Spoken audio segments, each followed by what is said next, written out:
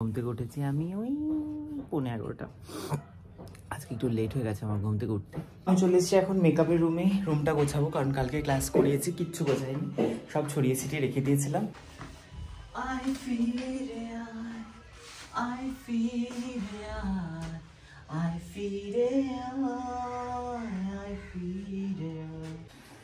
তো সমস্ত কাজ হয়ে গেছে, এবার আমি যাব স্নান করতে। না, তার আগে আমাকে ঠাকুরের বাসন মাজতে হবে, আজকে বৃহস্পতিবার, পুজো দেবো।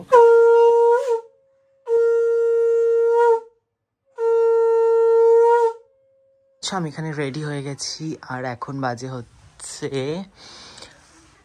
5:20। তো চলো আমি এখন একটু বেরোবো। তো কোথায় যাচ্ছি, বেরিয়ে সব কিছু শেয়ার করবো তোমাদের সাথে।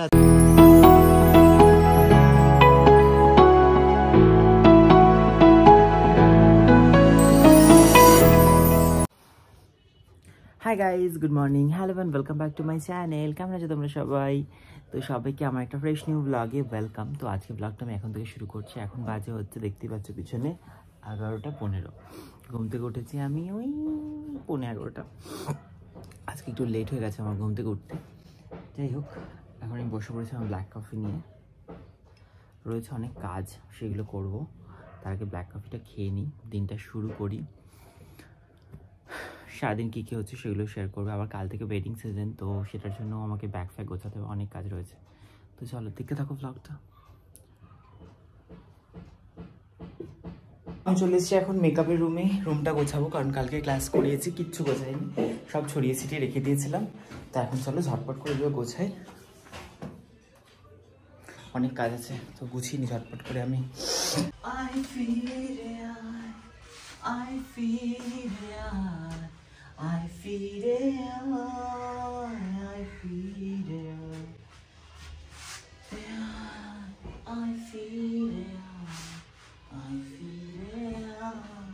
গান গাইতে গাইতে আমি কিন্তু ঘরের কাজ করা শুরু করলাম। আসলে আমি এই ভাঙা গলা নিয়ে গান করছি, কারণটা হচ্ছে আজকাল যেটা হয়েছে, ইউটিউবে যে মিউজিকটাই আমি দিচ্ছি ভিডিওর ব্যাকগ্রাউন্ডে, তাতেই কপিরাইট হচ্ছে। আমার পুরনো অনেক ভিডিওতে কপিরাইট চলে এসেছে, এই জন্য প্রোফাইলটার রিচটাও ডাউন হয়ে গেছে এতবার কপিরাইট আসার কারণে।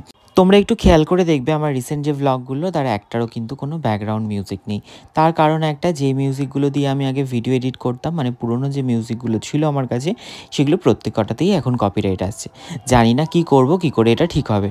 তাই জন্য ভাবলাম নিজেরই এই বাজে গলাটা নিয়ে একটু তোমাদের গান শোনাই, গান শুনিয়ে শুনিয়ে কাজ করি। তারপরে দেখলাম এত বাজে গাইছিলাম, এই জন্য পুরো ভিডিওটা মিউট করে আমাকে ভয়েস ওভার দিতে হচ্ছে।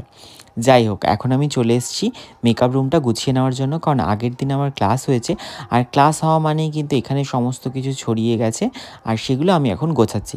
কাজের পর তখন আর ইচ্ছা করেনি গোছাতে, তাই জন্য ফেলে রেখেছিলাম। এমনটাই হয় যখন আমি মেকআপ ভিডিও শ্যুট করি, তখনও কিন্তু এমন ছড়িয়ে ছিটিয়ে রেখে চলে যাই, পরে আবার কিন্তু এসে এগুলো গোছাই। তেমনই কিন্তু কালকে ক্লাস করিয়েছি, আজকে এসে গোছাচ্ছি। দেখবে এমনটা কিন্তু তখনও হয় যখন আমরা রেডি হই, অনেক জামাকাপড় পরি, কোনটা ভালো লাগছে কোনটা ভালো লাগছে না, কিন্তু তখন আর গোছানো হয় না, সেগুলো কিন্তু একদম ওলটপালট হয়ে পড়ে থাকে। তোমাদের কার কার সাথে এমনটা হয় সেটা কিন্তু আমাকে কমেন্টে জানিও। আমার কিন্তু এমনটাই হয়, আমি যখন রেডি হই তখনও এমনটা হয়, আর যখন আমি মেকআপ করি বা ক্লাস করি তখনও কিন্তু এমনটাই হয়। সমস্ত জিনিস ইউজ করতে করতে এত ছড়িয়ে যায় যে পরে এসেই গোছাতে হয়, সেই মুহূর্তে আর গোছানো হয় না। দেখতেই পাচ্ছ আমি বক বক করতে করতে এদিকে কিন্তু জায়গাটা পুরো পরিষ্কার করে গুছিয়ে নিয়েছি। এবার ঘরটা খুব ভালো করে ঝাড় দেবো, মুছে নেব, তাহলেই কিন্তু আমার এই ঘরটা গোছানো কমপ্লিট হয়ে যাবে। আর আমার এই কপিরাইটের ব্যাপারটা কি করে ঠিক করব, যদি কারো জানা থাকে অবশ্যই কিন্তু আমাকে একবার কমেন্টে জানিও। তো সমস্ত কাজ হয়ে গেছে, এবার আমি যাব স্নান করতে। না, তার আগে আমাকে ঠাকুরের বাসন মাজতে হবে, আজকে বৃহস্পতিবার, পুজো দেবো। তো ঠাকুরের বাসনটা মেজে নিই, তারপরে স্নান করবো, তারপরে পুজো দেবো। ঠাকুরের বাসন মাজার পর স্নান করে এখন চলে আসলাম পুজো দেওয়ার জন্য। যেহেতু বৃহস্পতিবার, পুজো দিতে একটু সময় লাগবে, আর সময় নিয়েই কিন্তু বৃহস্পতিবারে পুজো দিতে হয়। সবার প্রথমে আমি প্রত্যেকটা ঠাকুরকে নামিয়ে নিয়েছি, নামানোর পর কিন্তু সিংহাসনে কাপড়টাও চেঞ্জ করেছি। তারপরে আবার প্রত্যেকটা ঠাকুরকে এখন সুন্দর করে মুছিয়ে স্নান করিয়ে আবারও আসনে সুন্দর করে বসিয়ে দিলাম। আর আমি এখন ভয়েস ওভার দিচ্ছি, পাশ থেকে তোমরা অনেক শব্দ শুনতে পারবে, মানে আমাদের বাড়ির পাশে অনুষ্ঠান যেন শেষই হচ্ছে না, একটার পর একটা অনুষ্ঠান লেগেই আছে। আমি কখন ভয়েস ওভার দেবো বুঝতেই পারি না। দিনের বেলা ভয়েস ওভার দিলে আশেপাশে সবাই কথা বলে, সন্ধ্যেবেলা ভয়েস ওভার দিতে বসলে তখন কিন্তু কীর্তন প্রোগ্রাম চারিদিকে যেটাই চলতে থাকে। আর যদি রাতেবেলা সকালবেলা ভয়েস ওভার দিতে বসি তখন তোমরা শুনতে পাবে কুকুরের আওয়াজ, মানে সারাদিনই কোনো না কোনো আওয়াজ তো চলতেই থাকে। এই জন্য ভয়েস ওভার দিতে গেলেও কিন্তু এই প্রবলেমটাও হচ্ছে, মানে চারিদিকে শুধু প্রবলেম আর প্রবলেম, প্রবলেমের কোনো সলিউশন নেই। যাই হোক, প্রবলেম তো চলতেই থাকবে, আমার কাজটা আমাকে করে যেতে হবে। দেখতেই পাচ্ছ এদিকে আমি সমস্ত কিছু খুব সুন্দর করে গুছিয়ে নিয়েছি। এবার সুন্দর করে ঘরটা বসিয়ে নেব, যেহেতু বৃহস্পতিবার আর লক্ষ্মীবারে তোমরা দেখো আমি ঘর বসিয়ে তারপরেই কিন্তু মা লক্ষ্মীর পুজো করি। আর তোমরা কে কে বৃহস্পতিবারে মা লক্ষ্মীর ঘর বসিয়ে পুজো করো সেটা কিন্তু আমাকে অবশ্যই কমেন্ট করে জানিও।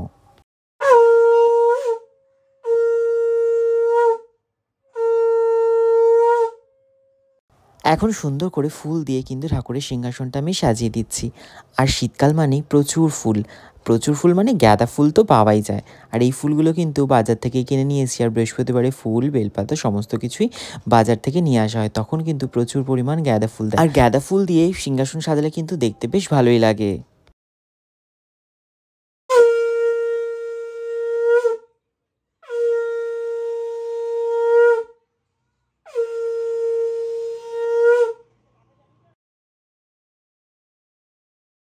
তো দেখতেই পারলে আমার কিন্তু পুজো দেওয়া হয়ে গেছে, এবার একটুখানি স্কিন কেয়ার করে নিই।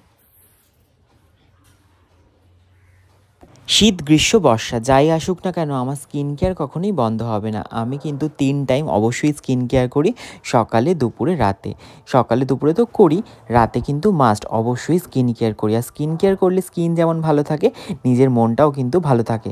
তো দেখতেই পাচ্ছ আমি এখন বেশি বেশি করে ময়শ্চারাইজার লাগিয়ে নিচ্ছি, যেহেতু শীতকাল তাই কিন্তু স্কিনটাকে খুব ভালো করে ময়শ্চারাইজ করতে হবে, তা না হলে স্কিন প্রচণ্ড ড্রাই হয়ে যাবে। আচ্ছা, আমি এখানে রেডি হয়ে গেছি আর এখন বাজে হচ্ছে ওই 5:20। তো চলো আমি এখন একটু বেরোবো। তো কোথায় যাচ্ছি বেরিয়ে সব কিছু শেয়ার করবো তোমাদের সাথে। আর দুপুরে কিছু শেয়ার করি, লাঞ্চও করেছিলাম, সব ভুলে গেছিলাম আমি আবার। যাই হোক, এখন বেরিয়ে কোথায় যাচ্ছি কী করছি সেটাই শেয়ার করবো তোমাদের সাথে। দেখতেই পাচ্ছ আমি কিন্তু এদিকে বেরিয়ে পড়েছি, আর বিকালই বেরিয়েছি। আর আমার সাথে যাবে ঋষভ, তাই জন্য ঋষভকেও একটু ফোন করে নিলাম। ঠিক আছে, হ্যাঁ রাখ। হ্যাঁ হ্যাঁ, টোটো স্ট্যান্ডে দাঁড়া। ঠিক আছে, হ্যাঁ রাখ।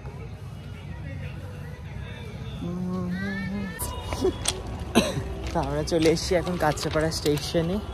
আর দেখা যাচ্ছে এখানে একটা উষ্টা আছে, কিন্তু এই যে সামনে ট্রেন এসছে এদিকে। হ্যাঁ ওটাই তো, উষ্টা খেয়ে পড়ে মানুষ।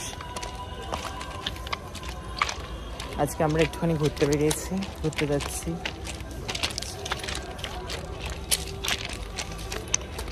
আমি আর ঋষভ কিন্তু এখন বেরিয়ে পড়েছি, আমরা যাচ্ছি বোনের বাড়িতে। বোন ফোন করেছিল, যেহেতু পৌষ পার্বণ গেছে ওর বাড়িতে পিঠে পুলি সমস্ত কিছুই হয়েছিল, তাই পিঠে পুলি খাওয়ার জন্য নেমন্তন্ন করেছে। আমি মিষ্টি খাই না, তবুও যাচ্ছি, বোনের সাথে দেখাও হবে, একটু ঘোরাও হবে। তো এখানে চলে এসেছি বোনের বাড়ি।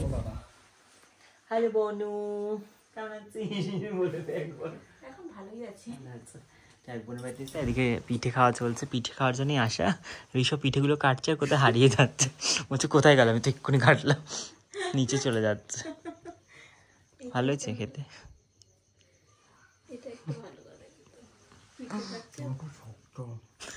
হচ্ছে চপ, কত চপ নিয়ে এসছে অভিজিৎ। এখানে এলেই অভিজিৎ পুরো একদম গামলা ভরে চপ নিয়ে আসে। এই যে চপ, খা খা খা, এক্ষুনি অম্বলটা কেমন হবে বল, এক্ষুনি পিঠে এক্ষুনি চপ, দুধের জিনিস খেয়ে তেলে ভাজা, পুরো অম্বল একেবারে ভিতর থেকে আসবে, অম্বল একেবারে ভিতর থেকে আসবে।